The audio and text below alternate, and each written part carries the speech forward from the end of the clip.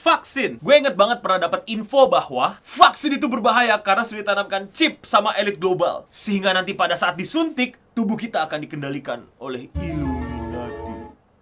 Iya, gue sih gak percaya, tapi masih ada aja loh yang percaya. Hai, gue Eno Bening dan di video kali ini kita bakal ngobrolin tentang vaksin. Kalian tahu nggak berapa jumlah orang Indonesia yang tidak setuju divaksin? Menurut survei, ada 7,6% orang di Indonesia tidak percaya vaksin. Dan itu adalah angka di atas rata-rata dunia yang cuma 5%. Angka 7,6% kalau dilihat secara gamblang emang ya angka yang kecil. 7,6% diambil memang dari sampel. Namun, jika sekitar 7,6% penduduk di Indonesia tidak mau divaksin, maka ada sekitar 2 juta orang yang tidak mau divaksin. Emang vaksin itu apa sih? Kok diperkirakan sampai 2 juta orang enggan divaksin? Yes, gue bukan dokter. Tapi nanti di video ini akan ada dokter yang siap menjawab pertanyaan kalian. Kita mulai dari pertanyaan. Emang vaksin itu apa sih? Vitamin kah? Obat kah? Puyer kah? Gua nyontek dari Wikipedia aja nih. Vaksin adalah bahan antigenik yang digunakan untuk menghasilkan kekebalan terhadap suatu penyakit. Pemberian vaksin atau imunisasi dilakukan untuk mencegah atau mengurangi pengaruh infeksi penyebab penyakit-penyakit tertentu. Demi apapun, gue baru tahu bedanya vaksin sama imunisasi setelah baca ini. Vaksin itu isinya, imunisasi itu prosesnya.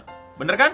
Lanjut. Vaksin biasanya mengandung agen yang menyerupai mikroorganisme penyebab penyakit dan sering dibuat dari mikrob yang dilemahkan atau mati dari toksinnya atau dari salah satu protein permukaannya. Agen merangsang sistem imun untuk mengenali agen sebagai ancaman, menghancurkannya, dan untuk lebih mengenali dan menghancurkan mikroorganisme yang terkait dengan agen yang mungkin ditemui di masa depan. Maksudnya adalah bagaimana vaksin membuat sistem imun tubuh kita makin kebal setelah disuntikan. Jadi sederhananya adalah vaksin itu adalah virus yang dilemahkan dan dimasukkan ke dalam tubuh. Tujuannya untuk merangsang sistem kekebalan tubuh kita untuk punya pengalaman melawan virus tersebut. Sehingga kalau ada virus yang sama datang, kekebalan tubuh kita nggak kalah. Karena udah pernah hajar mereka saat divaksin. Sampai segini gimana? Udah sama-sama paham kan? Kok mau masukin virus ya? Kok nggak pede sama antibody sendiri ya? Vaksin itu kan nggak 100% bener, masih ada resikonya. Iya, paham gue. Lu pada pasti mau nanya yang kayak begitu. Tapi jangan gue yang jawab ya, biar dokter aja yang langsung jawab. Yes, pertanyaan kalian akan dijawab oleh Dokter Enda Citaresmi.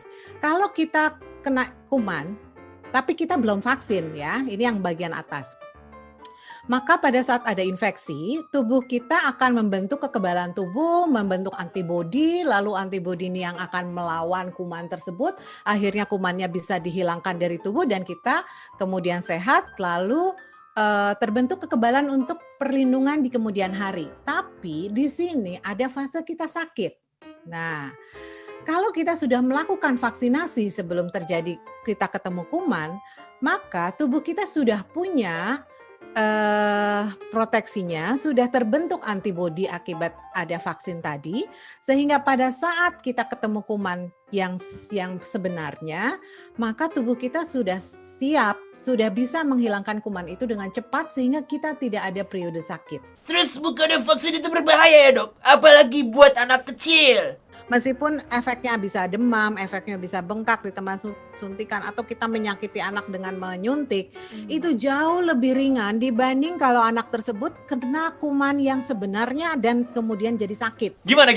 Cukup tercerahkan kan? Ternyata vaksin itu bukan sekedar virus yang disuntikan ke tubuh. Ada proses panjang di balik itu. Dan di mana vaksin itu bukan menutup mata sama kekebalan tubuh. Justru karena tahu tubuh punya sistem itu, lahirlah vaksin untuk memperkuat itu. Menurut gue, dengan vaksin kita akan terbantu. Tapi jangan lengah. Kita tetap harus waspada, jaga kesehatan dan kebersihan. Bukan berarti habis vaksin langsung parade ngumpul satu desa. Ngapain coba ngumpul sedesa?